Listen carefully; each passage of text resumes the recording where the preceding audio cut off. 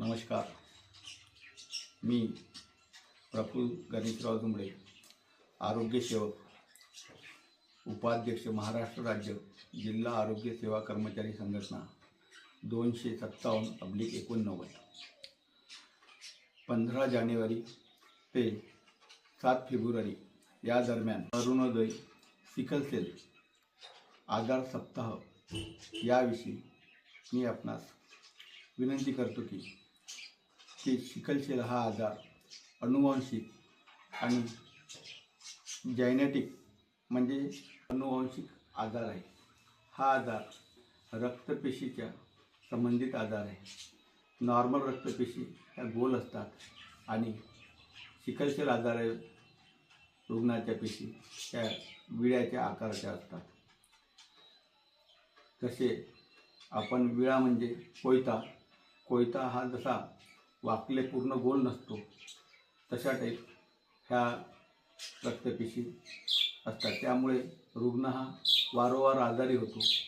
त्यांना रक्ताचे प्रमाण फार कमी होते.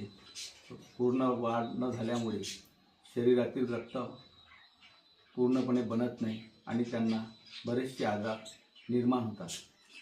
म्हणून 15 जानेवारी ते 7 फेब्रुवारी या दरम्यान आपल्या प्राथमिक आरोग्य केंद्र, प्रत्येक गावात आणि प्रत्येक उपकेंद्रात त्याविषयी आपल्याला रक्त तपासणी करायची आहे.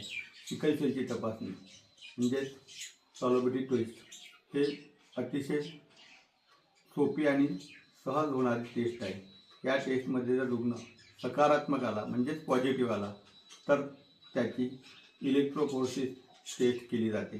त्यानंतर रुग्ण वाहक आहे की पीडित असल्यास त्याला मोफत उपचार हा प्राथमिक आरोग्य केंद्रातून दिला जातो आणि हा उपचार घेतल्यानंतर रुग्ण हा सहज त्याचं जीवन जगू शकतो. जर आपल्याला आजारापासून मुक्त व्हायचे असेल तर आपल्याला सिकल सेल आजाराविषयी जनजागृती नक्कीच करावी लागेल. कारण आरोग्य आपली सोन्याची खाणं गावकऱ्यांनी ठेवावी जाणं. एवढे बोलून मी माझे 2 शब्द संपवतो.